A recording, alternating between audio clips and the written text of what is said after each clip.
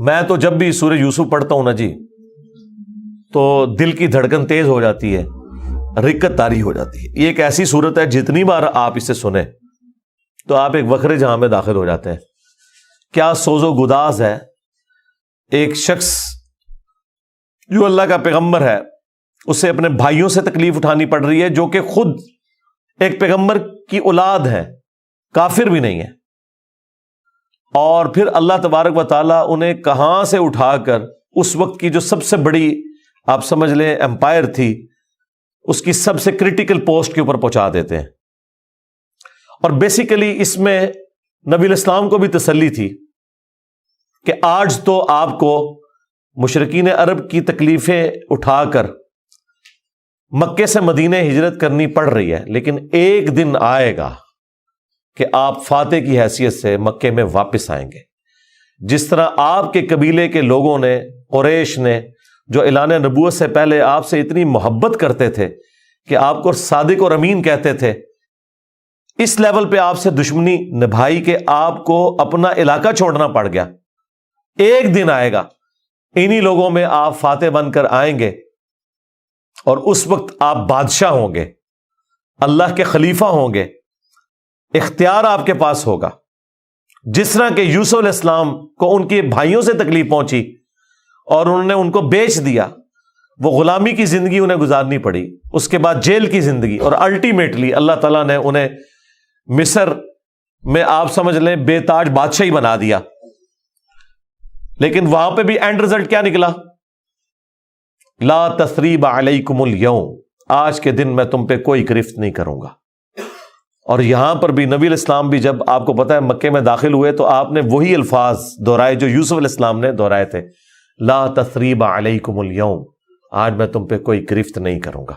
یار یہ اخلاقیات پیغمبروں کے ہی ہوتے ہیں، یہ حوصلہ پیغمبروں کے اندر ہی ہوتا ہے۔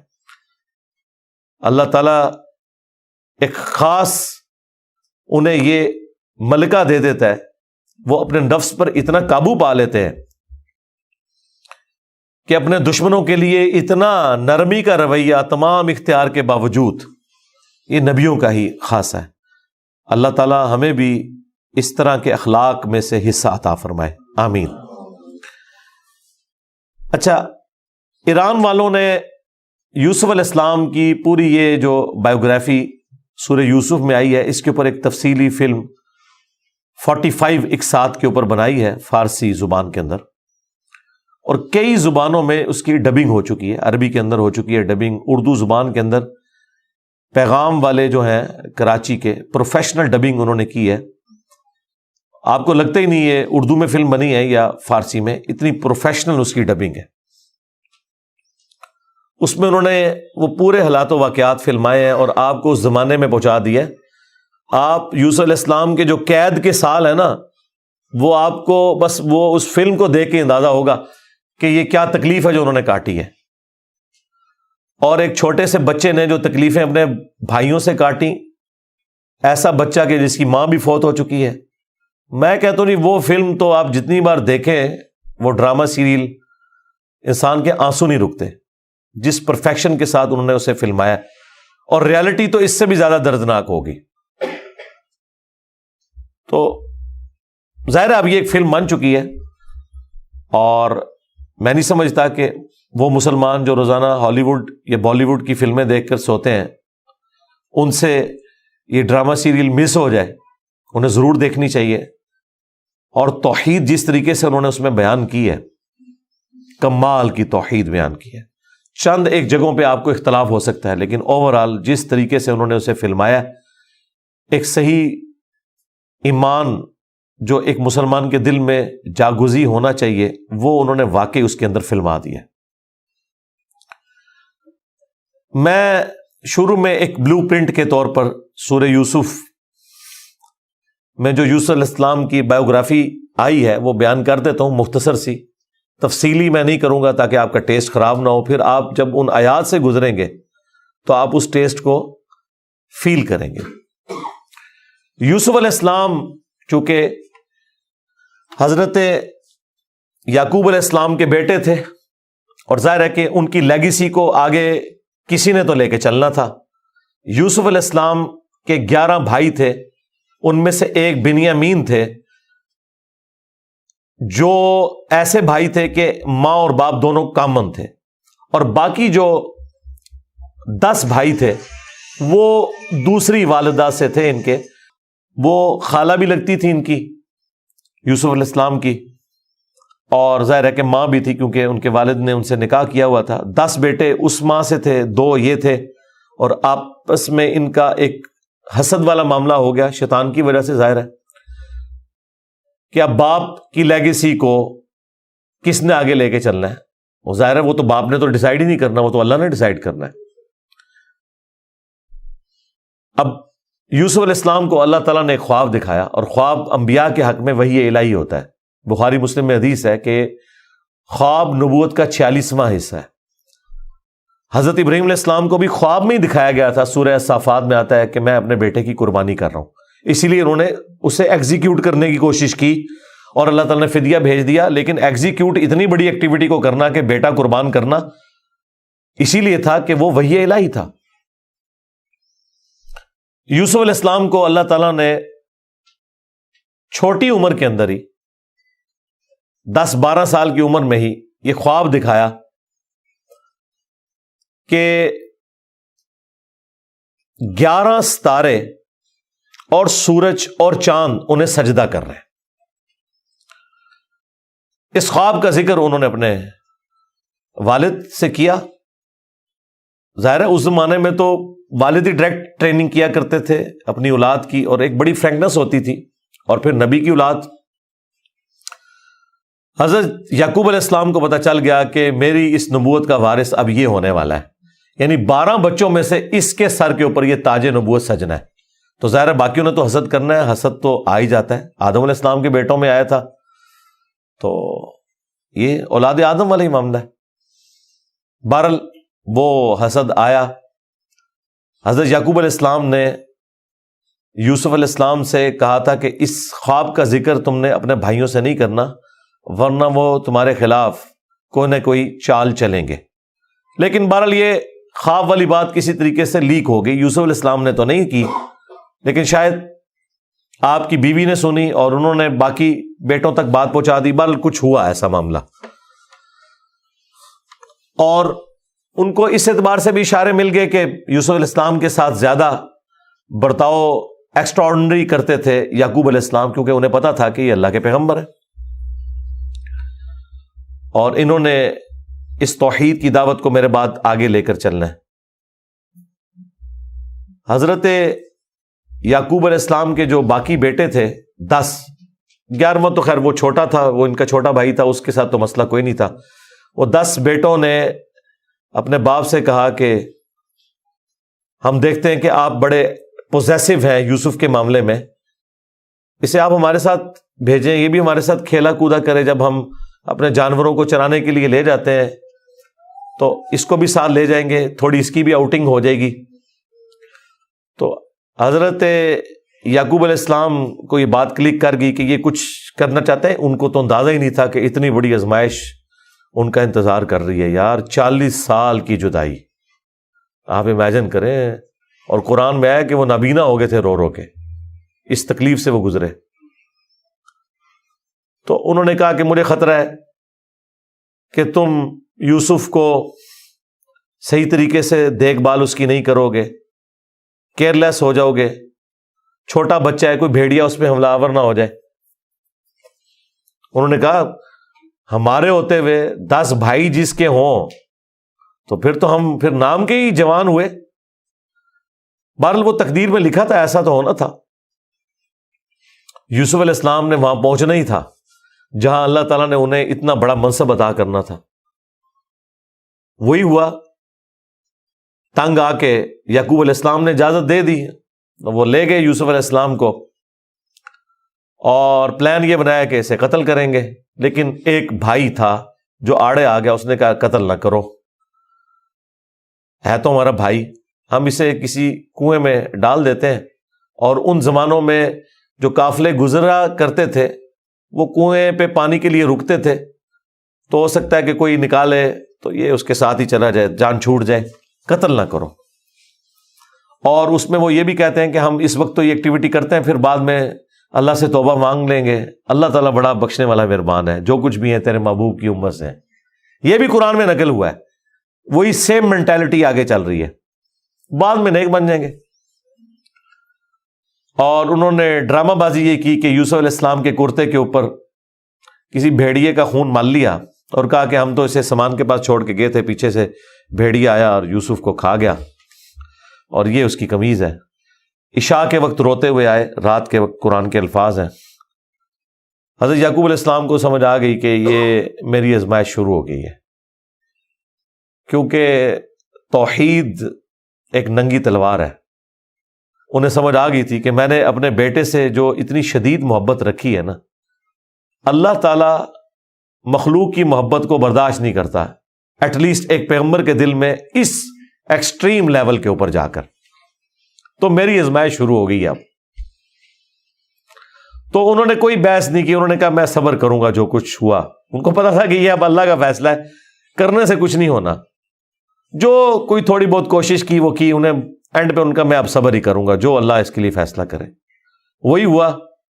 ایک قافلہ وہاں سے گزر رہا تھا، انہوں نے پانی کے لیے ڈول ڈالا، اور یوسف علیہ السلام کو اللہ تعالیٰ نے قرآن میں آیا کہ یوسف کو ہم نے تسلی دی کہ ایک دن آئے گا کہ تم اپنے بھائیوں کو بتا دو گے جو انہوں نے یہ غلطی کی تھی، ہم تمہیں سرخرو کریں گے، بہرحال ابھی تو تمہارے لیے یہ طے ہو گیا۔ اور ظاہر جبرائیل علیہ السلام آنا شروع ہو گئے چھوٹی عمر میں ان کے پاس، ان کی تسلی کے لیے، اسی لیے ڈھارس بندی۔ انہوں نے پانی کے لیے ڈول ڈالا، یوسف علیہ السلام نے وہ پکڑا اور باہر نکل آئے، اور بھائی جو ہیں چھپ کے یہ منظر دیکھ رہے تھے۔ انہوں نے کہا یہ نہ ہو یہ پھر واپس آ جائے۔ انہوں نے چند ٹکوں کے عوض، چند دراہم کے عوض بیچ دیا، کہا یہ ہمارا غلام تھا، تو بھاگ کے آئے، یہ ہمارا غلام ہے، اور جان چھڑائی اس طریقے سے۔ یوسف علیہ السلام بھی چپ کر کے چلے گئے، انہیں پتا تھا کہ میرے لیے فیصلہ ہو چکا ہے۔ اور کس تکلیف سے وہ مصر تک پہنچے، اور وہاں پہ غلاموں کا بازار لگتا تھا، وہاں بیچنے کے لیے عبرانی غلام، اور پڑھنا لکھنا بھی جانتے تھے، ذہین بہت تھے۔ تو عزیز مصر وہاں سے گزر رہا تھا، یعنی آپ سمجھ لیں بادشاہ کے بعد جو سیکنڈ پوسٹ ہوتی ہے۔ اس نے دیکھا کہ یہ تو شکل ہی غلاموں والی نہیں ہے، یہ کوئی ایکسٹرا آرڈنری بندہ ہے۔ اس نے خرید لیا اور لا کے اپنی بیوی سے کہا کہ یہ میں خرید کے لایا ہوں، اولاد تو ہماری کوئی نہیں، ہو سکتا ہے ہم اسے ہی اپنا بچہ بنا لیں۔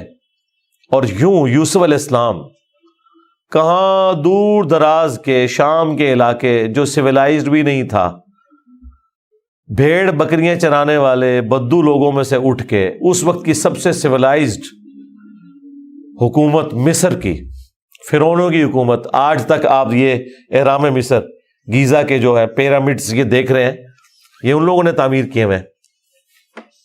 وہاں پہنچ کے، اور قرآن کے الفاظ ہیں کہ ہم نے یوں اس کے لیے معاملہ آسان کر دیا کہ وہ عزیز مصر کی تربیت میں رہے اور علم حاصل کرے۔ ظاہر ہے کہ وہ کتنی بڑی بڑی میٹنگز ہوتی ہوں گی، جس میں میٹنگ کا ارینجمنٹ کرنا، کھانے پینے کا ارینجمنٹ کرنا، اور ایک خادم کی حیثیت سے باتیں بھی سنتے ہوں گے۔ یوں اللہ تعالیٰ نے ان کی لرننگ کروائی، اور یوں وہ جوانی کی عمر کو پہنچ گئے۔ اب عزیز مصر کی جو بیوی تھی، ظاہر ہے کہ وہ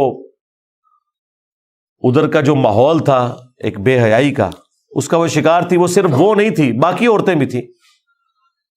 اس کی قسمت مری ہوئی تھی اس اعتبار سے کہ آزمائش سب سے پہلے اس پہ پڑی۔ یوسف علیہ السلام کو اللہ تعالیٰ نے حسن دیا ہوا تھا، تو وہ ان پہ فریفتہ ہو گئی، اور اس نے کوشش کی کہ انہیں برائی پر آمادہ کرے۔ دروازے بند کر دیے، قرآن کے الفاظ ہیں، برائی کی طرف بلایا۔ پہلے بلایا تو کسی اور کام سے تھا، اور اللہ تعالیٰ نے قرآن میں کہا کہ اس عورت نے یوسف کا قصد کیا، یوسف بھی قصد کر لیتا اگر اپنے رب کی نشانی نہ دیکھ لیتا، برہان۔ اور وہ نشانی قرآن میں نقل نہیں ہوئی، اسرائیلی روایتوں میں ملتا ہے کہ ان کو ان کے والد یعقوب علیہ السلام کی شبیہ دکھائی گئی، جو کہ یوں انگلی سے اشارہ کر رہے تھے کہ بیٹا یہ کام نہیں کرنا، اس طرف نہیں آنا۔ تو وہ بچ کے، ظاہر ہے اللہ نے فرمایا کہ یہ ہمارے مخلص بندے تھے، یعنی مخلص چنے ہوئے. ایک لفظ ہے مخلص جو اخلاص شو کرتا ہے، ہم مخلص ہونے کی کوشش کرتے ہیں، لیکن مخلص پیغمبر ہوتے ہیں جنہیں اللہ اپنے لیے خالص کر لیتا ہے. اللہ نے کہا ہم نے بچایا، یعنی انبیاء بھی جو بچتے ہیں نا برائیوں سے، وہ اللہ کی مدد کی وجہ سے. بہرحال اس تکلیف سے وہ گزرے، خبر لیک ہو گئی، کیونکہ جب اس نے قصد کیا تو یوسف علیہ السلام بھاگے. اللہ تعالیٰ نے مرزانہ طور پر وہ دروازے کھول دیے، اور یہ سین جس طریقے سے انہوں نے فلمایا ہے پہنچا دیا جی انہوں نے اس جگہ پہ، اس فلم کے اندر ایران والوں نے. بہرحال قرآن کے الفاظ ہیں جب وہ دروازے کے اوپر پہنچے تو وہاں سے عزیز مصر آ گیا، اور پیچھے عورت بھی ہے تو اسے بھی شک پڑ گیا. وہاں پہ کوئی سیانہ بندہ تھا جس نے کہا کہ یہ دیکھو کہ اگر یوسف کی قمیض آگے سے پھٹی ہوئی ہے تو یوسف جو ہے وہ مجرم ہے، اور اگر یہ پیچھے سے پھٹی ہوئی ہے تو پھر وہ عورت مجرم ہے. کیونکہ یوسف علیہ السلام بھاگے تھے، اس نے پیچھے دوڑ لگائی ان کو پکڑنے کے لیے، تو پیچھے سے قمیض پھٹی ہوئی تھی اور وہ پیچھے سے پھٹی نکلی. ایران والوں نے فلم میں یہ فلمایا کہ وہ ایک شیرخوار بچہ بول اٹھا، لیکن یہ دور کی بات ہے. اگر یہ واقعہ ہوا ہوتا تو سارے کے سارے یوسف علیہ السلام کو اسی وقت نہ مان لیتے کہ یہ تو کوئی عام انسان نہیں ہے. مجھے لگتا ہے کوئی سمجھدار آدمی تھا جس نے مشورہ دیا، اور یہ لاجیکل بھی تھا. تو عزیز مصر کو پتہ چل گیا کہ اس عورت کی چال ہے، پھر بھی وہ باز نہیں آئی. جب اس کی خبر لیک ہوئی تو اس نے کہا میری تو دم کٹ گئی ہے، میں اب ساری عورتوں کی دم کٹواؤں گی. اس نے وہ جتنی بڑے اشرافیہ وہاں مصر کا تھا ان ساری عورتوں کو دعوت پہ بلایا، اور سب کے ہاتھ میں ایک ایک چھری دے دی، قرآن کے الفاظ ہیں، اور ایک ایک سیب دیا، اور یوسف علیہ السلام کو کہا کہ ان عورتوں کے سامنے آؤ. تو قرآن کے الفاظ ہیں کہ جب یوسف علیہ السلام ان کے سامنے آئے تو عورتوں نے بے خیالی میں وہ کاٹتے ہوئے سیب کو اپنی انگلیاں بھی کاٹ لی. کاٹنے سے مراد یہ نہیں کہ وہ کٹ کے علیحدہ ہوگی، مراد یہ کہ اس پہ تھوڑا بہت زخم آیا. یہ اتنا نہیں ہے کہ وہ انگلیاں ٹوٹ ٹوٹ کے کوئی علیحدہ ہو گئی تھی، یا کوئی ساری عورتوں نے یہ سب کچھ کر لیا. ڈاکٹر سرار صاحب نے اس کی اچھی توجہ بیان کی ہے کہ ہو سکتا ہے کہ کسی عورت کی انگلی زخمی ہو، اور یوسف علیہ السلام چونکہ غلام تھے وہ اس کی طرف متوجہ ہوں کہ میں اس کو پٹی کر دوں یا اس کے لیے کچھ ارینجمنٹ کروں، تو باقی عورتوں نے یوسف علیہ السلام کو اپنی طرف اٹریکٹ کرنے کے لیے جان بوجھ کے خود ہی اپنی انگلی کاٹی ہو کہ تاکہ وہ متوجہ ہوں. کوئی بہرحال اس طرح کا سلسلہ ہوا ایک ایکسٹرا آرڈنری. اور جب یہ حالت ہوئی تو اس نے پھر کہا کہ ہاں یہ تھا جس کے لیے تم مجھے بات کر رہی تھی، تم لوگ بھی تو اس میں گرفتار ہو گئے. اور پھر اس کی ڈٹائی ہے، اس نے کہا کہ میں اسے برائی کی طرف بلا رہی ہوں، اگر اس نے یہ میری بات نہ مانی تو میں اسے جیل میں ڈلوا دوں گی. تو یوسف علیہ السلام نے دعا کی کہ یا اللہ مجھے جیل قبول ہے اس برائی کے عوض، کہ میں تیرا مجرم بنوں. دیکھیں کوئی گناہ بھی نہیں کیا، برائی سے بچے ہیں. ہم ہوں تو ہم کہ ہمیں انعام ملے، وہ کہہ رہے ہیں مجھے انعام میں جیل مل جائے کہ میں ان کے شر سے بچ جاؤں. بہرحال پھر وہ بہانہ کر کے ان عورتوں نے جھوٹے الزامات لگا کے یوسف علیہ السلام کو جیل میں ڈلوا دیا. یوسف علیہ السلام بھی راضی تھے، ٹھیک ہے چلے گئے. آلموسٹ 9 سے 10 سال تک وہ جیل میں رہے، اور وہ جیل کا جو انہوں نے سین فلمایا ہے وہ بندہ دیکھ نہیں سکتا. جو وہاں پہ کس پرسی کی حالت تھی بال انہوں نے گزاری، لیکن آپ کے اخلاق سے متاثر ہو کے دعوت توحید بھی وہاں پہ پہنچی. اور اسی دوران 2 ایسے قیدی تھے کہ ان دونوں نے الگ الگ خواب دیکھے، اور انہوں نے یوسف علیہ السلام سے کہا کہ آپ اچھے بھلے معلوم ہوتے ہیں، اگر آپ تعبیر بتا سکتے ہیں. انہوں نے کہا میں اس کی تعبیر جو بتاؤں گا وہ تعویل ہوگی، پھر وہ مقدر ہو جائے گی. اور وہ خواب انہوں نے اپنا بیان کیا. ایک نے خواب یہ بیان کیا کہ میں نے یہ دیکھا کہ میں اپنے رب یعنی اپنے اس بادشاہ کو شراب نچوڑ کے دے رہا ہوں. دونوں کے قتل کے فتوے جاری ہو چکے ہوئے تھے. تو یوسف علیہ السلام نے اسے کہا کہ تم عنقریب چھوٹ جاؤ گے. دوسرے نے دیکھا کہ میرے سر کے اوپر روٹیوں کا ایک ٹوکرا ہے اور اس سے جانور پرندے کھا رہے ہیں، تو انہوں نے کہا تم سولی دیے جاؤ گے اور تمہاری لاش سے جانور کھائیں گے، اور وہی ہوا۔ اور قرآن کے الفاظ ہیں کہ جسے نجات ملنے والی تھی اسے یوسف علیہ السلام نے کہا کہ جب تم چھوٹ جاؤ تو اپنے بادشاہ سے میرا ذکر کرنا کہ میرے ساتھ یہ زیادتی ہوئی ہے۔ لیکن قرآن کے الفاظ ہیں کہ شیطان نے وہ ذکر بھلا دیا۔ ظاہر ہے اللہ نے تو کوئی اور ہی فیصلہ کیا ہوا تھا، اور یوں آلموسٹ 9 سے 10 سال ان کے جیل میں کٹ گئے، یہاں تک کہ اس بادشاہ کا جو بیٹا ہے وہ تخت نشین ہوا، اور اس نے خواب دیکھا۔ ظاہر بادشاہ کو اللہ تعالیٰ اس طرح کے خواب دکھایا کرتا تھا، مخلوقات کو دیکھنے کی ذمہ داری اللہ تعالیٰ نے بادشاہوں کے اوپر ہی رکھی ہوئی ہے جو ان کے انڈر رعایا ہے، کہ 7 دبلی پتلی گائے جو ہیں وہ نیل سے نکل کے 7 موٹی گایوں کو کھا رہی ہیں، اور 7 خشک بالیاں ہیں اور 7 جو ہیں وہ ہری بالیاں ہیں۔ اب یہ بڑا ایک ایکسٹراڈنری خواب تھا۔ اس نے اپنے وہ سارے تعبیر بتانے والے بلائے، سب کے سب عاجز آ گئے۔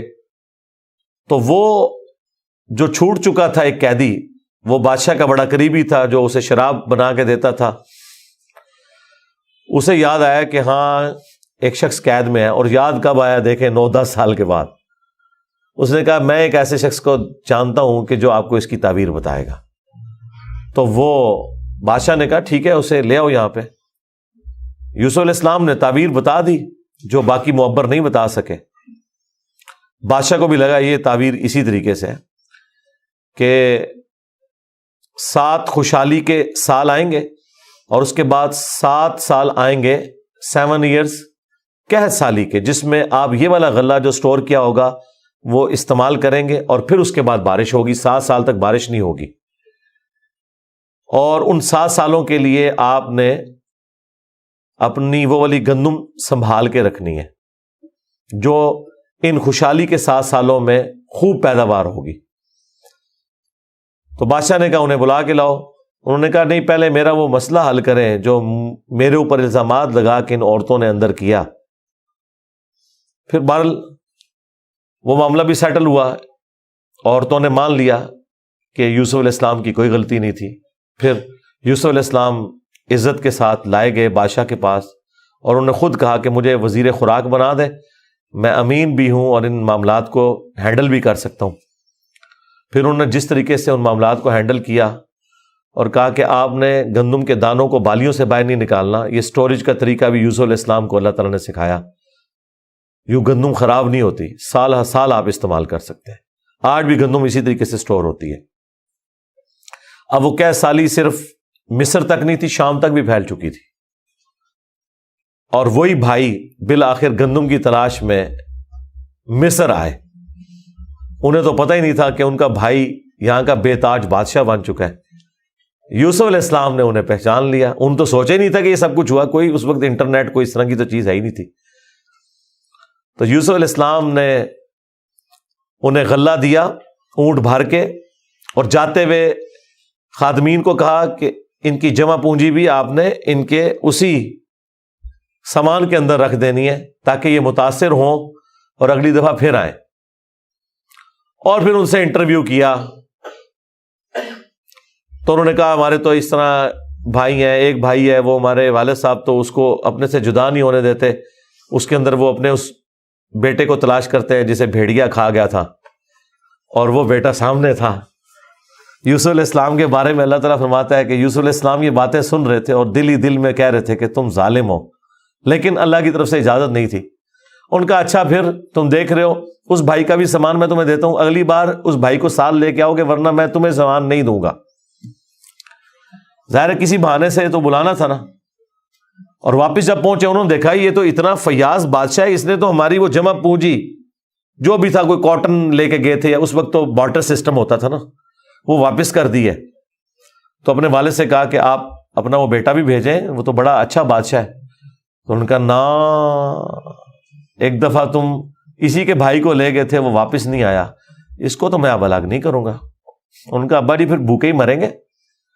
آپ کون سے شیخ عبد القادر جیلانی ہے کہ آپ نگاہ مار کے یہ کچھ کر لیں گے؟ ہاں تو اور کیا، گندم کے لیے انبیاء ان کی اولادیں اور یہ تو ہمیں سکھاتے ہیں کہ جی بڑے سے بڑا غوث قطب ابدال کسی صحابی کے پاؤں کی خاک بلکہ گھوڑے کے قدموں کی خاک نہیں ہے. تو قرآن میں تو کچھ اور ہی مل رہا ہے. اب بڑی فاقے آ رہے ہیں کہ کیا کریں. ان کا ٹھیک ہے بس دوسرا بھی اب دیتا ہوں. اور پھر اس میں انہوں نے ایک جملہ بولا کہ قریب ہے کہ اللہ تعالیٰ مجھے میرا یوسف بھی واپس کر دے. انہیں پتا چل گیا کہ ابھی بھی میری آزمائش باقی ہے. میں نے یوسف کو بنیامین میں تلاش کرنا شروع کر دیا تھا. ابھی بھی وہ والی کامل توحید جو اللہ کو ریکوائرڈ ہے نا, جو پیغمبر سے ریکوائرڈ ہے, ایکسٹرا آرڈنری, والذین آمنوا اشد حبا للہ, اس کا بھی اعلیٰ ترین درجہ. تو انہوں نے کہا بہرحال مجھ سے پکا عہد کرو کہ اس بھائی کو واپس لے کے آؤ گے یہاں تک کہ سارے قتل ہو جاؤ, پھر تو معافی ہے, ادروائز تم لوگ زندہ واپس آئے اور اس کو نہ لائے میں تمہیں معاف نہیں کروں گا. ان کا جی ابا جی عہد کرتے ہیں جی, میں فکر ہو جائیں آپ, ایسے ہی ہوگا. لے گئے. اب وہاں تو یوسف علیہ السلام نے پلان کیا تھا, جاتے ہی انہوں نے بنیامین کو تو اپنے پاس بلا کے کہا کہ میں تیرا وہ گم شدہ بھائی یوسف ہوں, بلکہ ان کی نظر میں تو وہ سمجھ لیں فوت ہی ہو چکے تھے, اور کہا کہ اپنے بھائیوں کو نہیں بتانا تم نے, میں ایک طریقے سے تمہیں یہاں روکوں گا کیونکہ بادشاہ کے قانون میں تمہیں روک نہیں سکتا. تو اس کے لیے قرآن میں الفاظ ہیں کذالک کدنا لیوسف, ہم نے یوسف کو یہ تدبیر سکھائی تھی, ایک ہیلا سکھایا کہ وہ بادشاہ کا ایک قیمتی پیالہ تھا جو بنیامین کے سامان میں انہوں نے واپسی پہ رکھوا دیا, اور جب وہ واپس جانے لگے تو پیچھے سے آواز لگائی گئی قافلے والوں تم چور ہو. اور یوسف علیہ السلام کو پتا تھا کہ بنی اسرائیل میں چوری کی سزا یہ ہے کہ وہ شخص پھر غلام بن جاتا ہے جس کی اس نے چوری کی ہوتی ہے. ان کا بتاؤ اگر کوئی چور نکلا, ان کا جی جس کے سامان میں نکلا وہ آپ رکھیں اس بندے کو. تو انہوں نے مختلف جگہ سے شروع کیا, بنیامین سے سٹارٹ نہیں کیا ورنہ تو پلان ڈسکلوز ہو جاتا.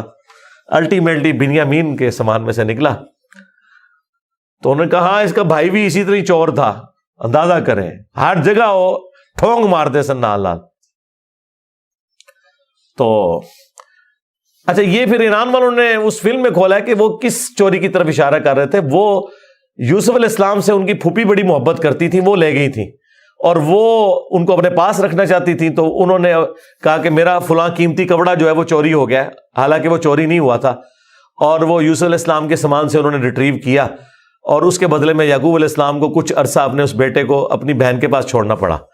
تو یہ ان کو کلک کر گیا آئیڈیا, یہی والا آئیڈیا انہوں نے اپنے بھائیوں کے اوپر بھی اپلائی کیا, اور ان کے بھائیوں کا بھی اشارہ اسی طرف تھا کہ اس نے تو بچپن میں اس کا بڑا بھائی بھی چور تھا, حالانکہ اس نے چوری نہیں کی ہوئی تھی, نہ ادھر چوری والا معاملہ تھا. بہرحال ان میں سے ایک بھائی نے کہا بھائی میں تو اب واپس نہیں جاؤں گا, میں تو ابے سے عہد کر کے آیا ہوں کہ بھائی میں تو اپنے بھائی کی یاد میں ادھر ہی رہوں گا جب تک کہ کوئی معاملہ نہ ہو, تم لوگ جاؤ نا ذرا اور جا کے ابا جی کو ساری صورتحال بتاؤ, اور بتاؤ کہ تمہارا یہ بیٹا چور نکلا ہے اور ہم لاکھ قسمیں کھائیں آپ نے ماننا نہیں ہے. تو وہ چلے گئے واپس. پھر حضرت یعقوب علیہ السلام نے ایک خط روانہ کیا, ریکویسٹ بھیجی عزیز مصر کو. انہیں تو نہیں پتا تھا کہ ان کا بیٹا ہی ہے, اور وہ بڑے دردناک انداز میں انہوں نے اس فلم میں فلمایا ہے. الٹیمیٹلی جب وہ اگلی دفعہ واپس آئے, انہوں نے کہا ہمارے ابا جی تو پہلے ہی نابینا ہو چکے ہیں, اب یہ 2 جدائیاں کیسے برداشت کریں گے, آپ رحم کریں, ہم پہ ترس کھائیں. پھر یوسف علیہ السلام نے کہا کہ تمہیں یہ ساری باتیں اس وقت نہیں یاد آئی, تمہیں یاد نہیں تم نے اپنے بھائی کے ساتھ کیا کیا تھا. تو وہ جب سٹوری انہوں نے بیان کرنی شروع کی تو انہیں پتا چل گیا کہ یہ وہی یوسف ہے. انہوں نے پوچھا آپ یوسف ہیں؟ ان کا ہاں, دیکھو اللہ نے مجھے کیا کچھ عطا کیا ہے. اور انہوں نے کہا کہ ہمیں معاف کر دیں. انہوں نے کہا لا تثریب علیکم اليوم, آج کوئی گرفت نہیں ہے. شیطان نے یہ ہمارے درمیان جدائی ڈالی تھی, کیونکہ اتنے بڑے منصب تک پہنچنے کے لیے تکلیف بھی تو کاٹنی پڑتی ہے نا. حسین بننا کوئی سوکھا تو نہیں ہے, جنتی نوجوانوں کا سردار بننا ہے تو پھر قربانی تو دینی پڑے گی, اور انبیاء کو یہ پتا ہوتا ہے کہ قربانی سے گزر کے ہی آپ مقام حاصل کرتے ہیں. انہوں نے کہا کہ یہ میری قمیض لے جاؤ, اللہ تعالیٰ نے وحی کے ذریعے مجھے بتائی ہے یہ بات, جا کے میرے والد کی آنکھوں پہ ملو, اللہ تعالیٰ ان کی بینائی کو واپس کرے گا. اور یوں وہاں سے ایک قاصد نکلا, وہ کرتا لے کے یوسف علیہ السلام کا. قرآن کے الفاظ ہیں, حضرت یعقوب علیہ السلام کہتے ہیں کہ اگر تم مجھے مفند نہ سمجھو, وہی المحند عن المفند, قرآن میں الفاظ ہیں یہ, یعنی یہ نہ سمجھو کہ میرا دماغ سٹھیا گیا ہے تو مجھے تو یوسف کی خوشبو آ رہی ہے. اچھا یوسف کی خوشبو اس وقت نہیں آئی جب وہ بک کے جا رہے تھے, کیونکہ اللہ تعالیٰ نے پردہ ڈالا تھا. ادھر اللہ نے یوسف کی خوشبو, بہرحال وہی بشارت لے کے آیا, آنکھوں کو لگائی, بینائی واپس آ گئی, اور ساتھ خط آیا کہ اب آپ واپس آئیں, یہاں پہ میرے پاس آ جائیں اور بنی اسرائیل کو شفٹ کریں. وہ سارے ود فیملی وہاں شفٹ ہوئے. وہاں یوسف علیہ السلام آل نال تھے, انہوں نے ایک قطعہ زمین ان کو دیا, اور یوں بنی اسرائیل وہاں پہ آباد ہو گئے. اور پھر حکومتی لیول پہ رہے, یہاں تک کہ وہاں پہ ایک نیشنل موومنٹ غالب آئی اور ان کو غلام بنا لیا گیا, جو کسی زمانے میں بادشاہت انجوائے کر رہے تھے. اور پھر ان غلاموں میں اللہ تعالیٰ نے حضرت موسیٰ علیہ السلام کو مبعوث کیا اور فرعونیوں سے نجات دلوائی, ایک منجی اور ہادی بنا کے. اور پھر وہ جاتے ہوئے المستدل علاقے میں آتا ہے, یوسف علیہ السلام نے وصیت کی تھی کہ جب کبھی بنی اسرائیل یہاں سے شفٹ ہو تو میری لاش بھی لے جانی ہے. پھر وہ لاش بھی لے گئے, اس پہ میری تفصیلی ویڈیو ریکارڈ ہے, آپ یوٹیوب پہ دیکھ سکتے ہیں. یہ پورے کا پورا ایک معاملہ تھا. اور پھر وہ آخر میں وہی ہوا کہ سجدہ تعظیمی کیا یوسف علیہ السلام کو ان کے بھائیوں نے اور ماں باپ نے. ان زمانوں میں سجدہ تعظیمی جائز تھا, جس طرح کہ آدم علیہ السلام کو فرشتوں نے کیا, اور اس امت میں حرام ہو گیا. ابو داؤد میں اور ترمذی میں حدیث ہے کہ اگر میں سجدہ تعظیمی جائز سمجھتا تو بیویوں سے کہتا کہ اپنے خامدوں کو کریں اس حق کے سبب. ابو داؤد میں تو الفاظ ہیں, ایک صحابی نے حضور کو سجدہ کیا, آپ نے فرمایا سر اٹھا کیا کر رہا ہے, جب میں فوت ہو جاؤں گا تم میری قبر سے گزرو گے تو کیا مجھے سجدہ کرو گے؟ انہوں نے کہا نہیں یا رسول اللہ. فرمایا مجھے کیوں سجدہ کر رہے ہو؟ اگر میں سجدہ جائز سمجھتا تو بیویوں سے کہتا کہ اپنے خامدوں کو کریں. اور یہ سجدہ تعظیمی, سجدہ عبادت ہمیشہ سے اللہ کے لیے رہا ہے. جبرائیل علیہ السلام نے حضرت آدم کو سجدہ عبادت نہیں کیا, سجدہ تعظیمی تھا. ان زمانوں میں ٹو باؤ ڈاؤن بھی ہوتا تھا, جھکا بھی جاتا تھا. ہمارے نبی علیہ السلام پر اللہ تعالیٰ نے جو ختم نبوت فرمائی تو توحید بھی ایسی کامل کی ہے کہ اب یہ سب کی سب معاملات ختم. ختم نبوت کی برکت سے کشف, الہام, یہ سب کچھ ختم غیر نبی کے اوپر, سوائے بخاری مسلم میں ہے مبشرات, وہ بھی خواب. وہ اللہ کی طرف سے بھی ہو سکتے ہیں, شیطان کی طرف سے بھی ہو سکتے ہیں, نفس کی طرف سے. وہ تو وقت پورا ہوگا تو پتہ چلے گا یہ سچا یا جھوٹا ہے. باقی نبی علیہ السلام نے کہا اب یہ نبوت کی خبریں ختم ہو چکی.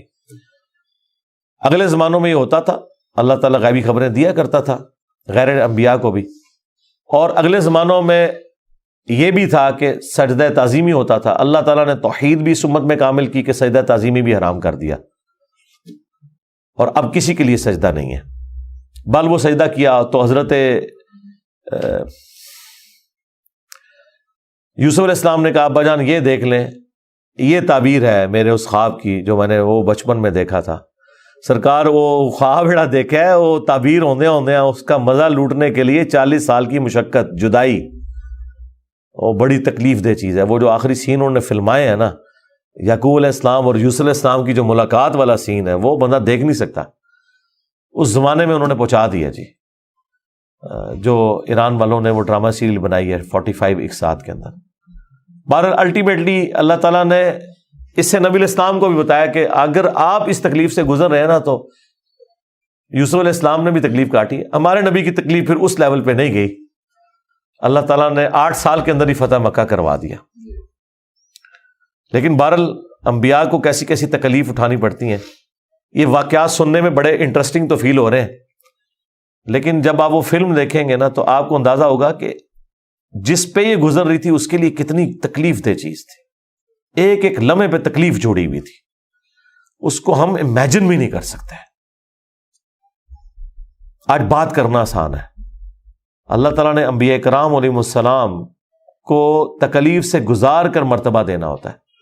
ہمارے نبی علیہ السلام کو بھی اللہ تعالیٰ نے اتنا جو اعلیٰ مقام عطا فرمایا تو اس کے اگینسٹ پھر انہیں تکلیف بھی برداشت کرنی پڑی.